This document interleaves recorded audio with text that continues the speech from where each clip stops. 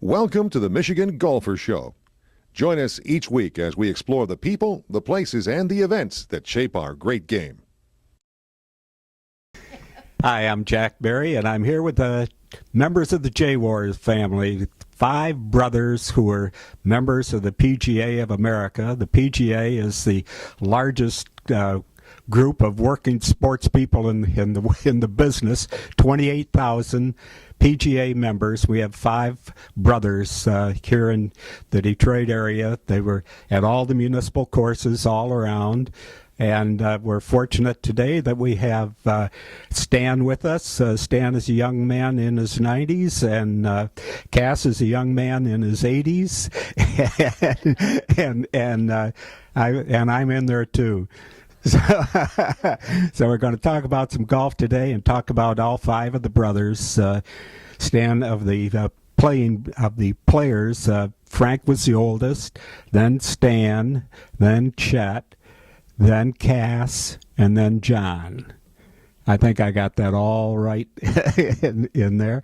And Stan is a fine player, and especially so when he got into playing on the senior side in the Michigan section, and was won a number of tournaments. Cass was a good player. Cass got on the tour and had made a nice friendship with Gary Player. Frank was the golf coach at the Wayne State University, and I was the president of the Michigan PGA at a time. Chet was the head of the City Pros, the 5 18-hole golf courses in Detroit. When I first knew him, he was at Rackham, and Chet knew everybody, and everybody knew Chet. He was just great, and wound up with the range over in Gratiot in Roseville. He was a great putter. He didn't play much, but he could putt.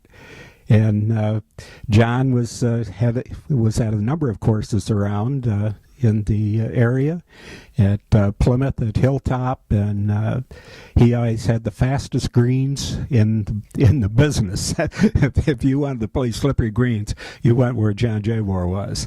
And today we're talking about Frank Jawor, who was one of the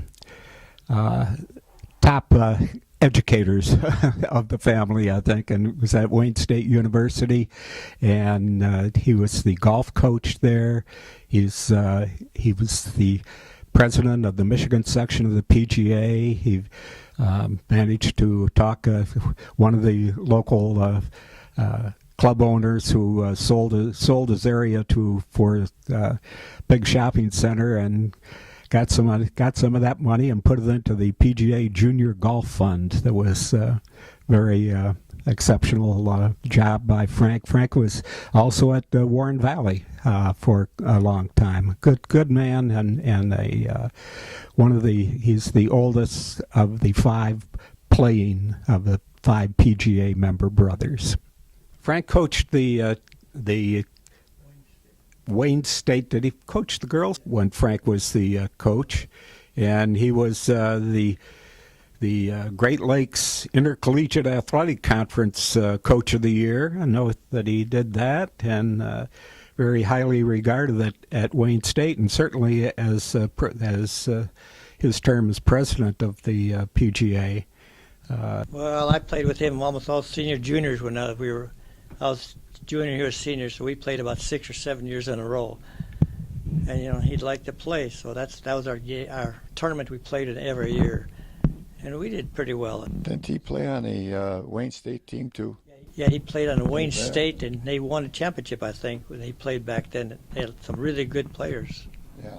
Now, where did Wayne State play? They played at your course. Warren Valley. Okay.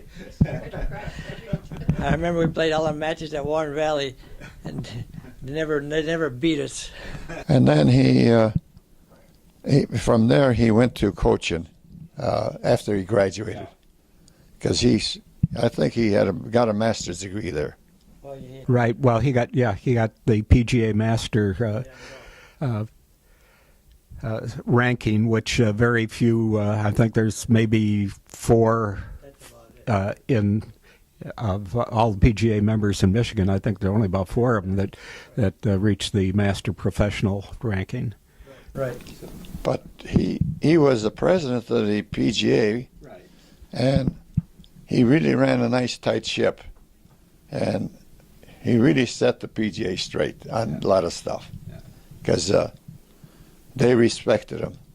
And in fact, Don Glover, who was a salesman for Wilson's, he wrote a nice letter to Frank saying what a great job he did, because after he left the PGA presidency, and he says, you did a wonderful job, you set things right, and I've got to take my hat off to you.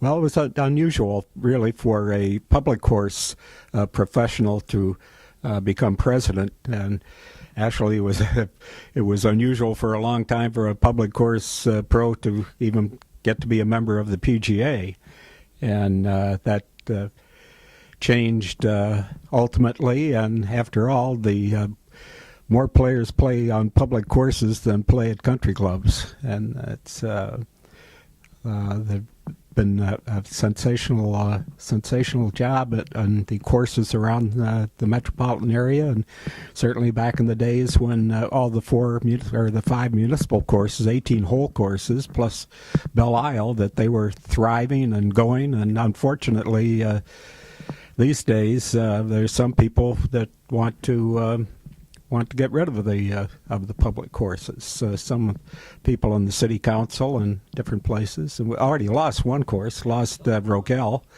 and but the other courses, there are some outstanding golf courses. They shut Redford Golf Course. That's Rogel. They shut it down because this church group bought it, and they were going to build apartments there, and No, it's closed. And it's closed now. Well, we've been talking today with the Jawors. We got Stan and Cass, the two brothers. There were 5 of them were PGA members, and a lot of good memories about all those times. And they're still working at the game and still helping people out. And Stan is helping with the little kids there at Bushwood, and Cass is over on the. He's over in the northeast side, or north. He's over in Lake Orion and bathing in the sunlight, I guess.